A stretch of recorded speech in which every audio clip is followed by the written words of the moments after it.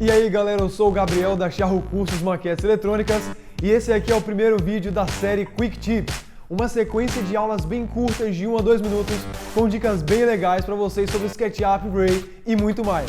Bora lá então!